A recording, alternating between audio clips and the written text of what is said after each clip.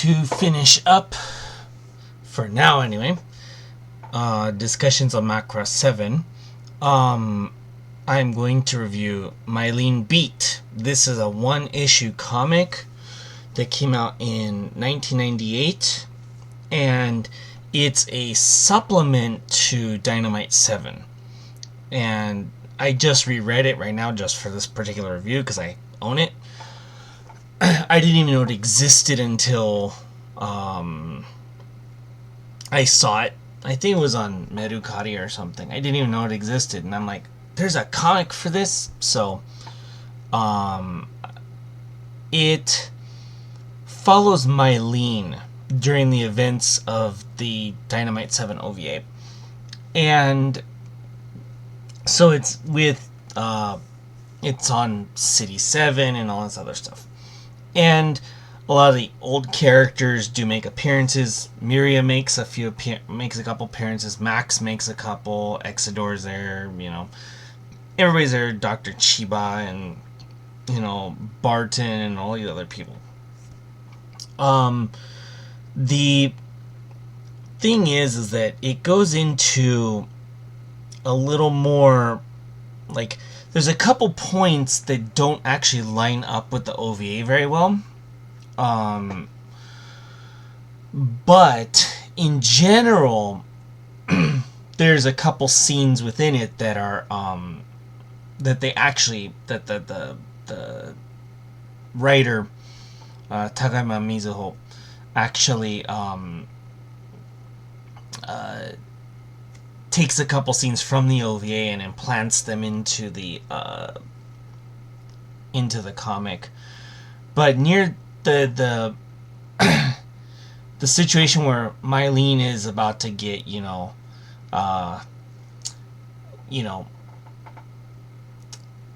touched by the producer woman, the situation where Ray finds out, where they find out where she's at and stuff. In the OVA, it says Gubaba did it. In the comic, actually is one of the former Jamming Girls, which is now called the Jamming Angels. So the Jamming Birds were 3 boys and 3 girls. 3 guys and 3 girls. And it was the Jamming Boys and the Jamming Girls. Well, the Jamming Girls, after the events of Macross 7, became the Jamming Angels, and they were kind of doing their own thing. The Jamming Boys don't make any appearances here, but there's kind of like a side story with them involved, which I thought was interesting, but I didn't know if it really fit. I think it felt really kind of rammed in there just to make Macross 7 fans happy, I guess. They bring up they find an Ebiru, not a Proto-Devlin, because Proto-Devlin is the Ebiru that was, taken over by this other,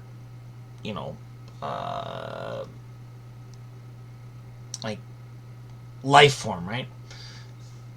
Whereas the Ebiru is originally what Protoculture made.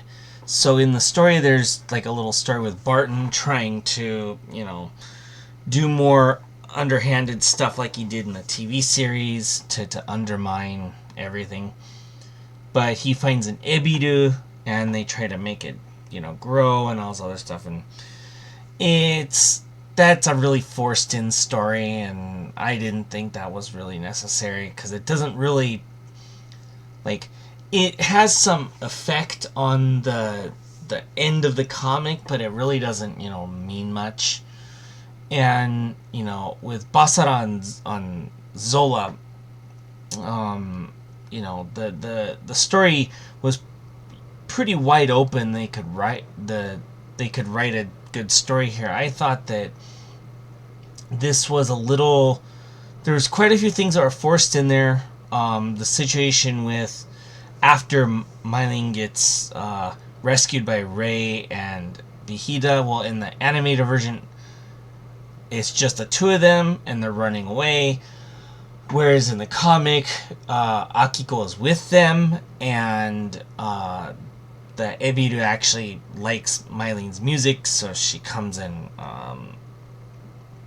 So the Ebiru actually breaks free and goes to Mylene, and on City 7, and it I don't know. I thought that the comic would be a little bit better than this. There's a lot of there's some canon breaking stuff in here that I'm not a big fan of. But if you're a Macross fan and you want to kind of read a little bit of a side story to Dynamite 7 that involves Mylene, I would say get it, because I'm a Mylene and a Genus in general fanboy, so I am keeping it. But if you can find a copy of it, give it a read. It's not going to be the greatest thing in the world. There's parts of it that I do really, really like, but it seems like too much of the extra stuff that's added in there was completely useless, and as kind of like a little side story / something to entertain yourself with one single book, it's okay, but it doesn't flow well with the OVA very well. Overall, I think it's the scenes in the OVA where Mylene is by herself with Firebomber and stuff like that is one thing, but they kind of explain how Mylene meets the older woman and all that sort of stuff, and how it's connected to Akiko. I thought it was just too forced in a lot of ways. I mean, I'll let other people decide for themselves about what they think about it. I sort of like it, but like I said, there's just too much in there that's forced, and they do some things with the story with when they rescue Mylene that breaks the canon of the OVA, which I don't like, because it made more sense for Gubaba to help Mylene at that moment, and Rei says as much, and Akiko being there instead of in the OVA when she's not. It just doesn't make any sense, and so I'm not the biggest fan of it because of the canon breaking stuff, but the stuff that actually fits in with the OVA, that works within the environment that the OVA creates, I think is okay. So it's kind of a middling comic. I'll give it a recommendation to 7 fans, but keep in mind that that it does break a lot of canon, and that try to take it with a grain of salt with a lot of that stuff, because if you know the OVA well enough, if you know Dynamite 7 well enough, you'll know exactly the scenes I'm talking about where it's like, that's not what happened in the OVA. So they're adding extra stuff to it. I think that they should just written it as it was and just add a couple of little things there to kind of give it an extra little flavor to it, but not add new stuff like adding Akiko into that particular scene and stuff like that. So that's my review of Mylene Beat. It's not the greatest Macross comic. I think Macross the First is better, and Macross 7 Trash is far superior. So, I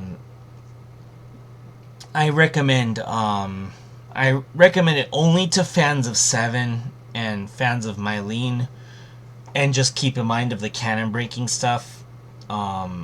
Ignore it if you can. I had a hard time ignoring it because it's just so obvious. So, I wouldn't recommend it to everybody. It is only a 1-issue comic, so it's not that big of a deal. And if you want it as a collection piece because you're collecting Macross stuff, go ahead and buy it. It's cheap. But other than that, I I can't recommend it beyond fans of Seven and people who just want to like collect Macross stuff. So anyway, that's my review for this one issue comic. I hope it helps people out a little bit on if they even knew about it or not. And if they did know about it, now you know about it. If you want to read it, I will say if you do read it in Japanese and you do buy a Japanese copy and you're able to read it, there is almost no hiragana on the kanji, so you need to be able to read your kanji in order to read this comic. Putting that out there just in case. So, anyway, that'll be all for this video.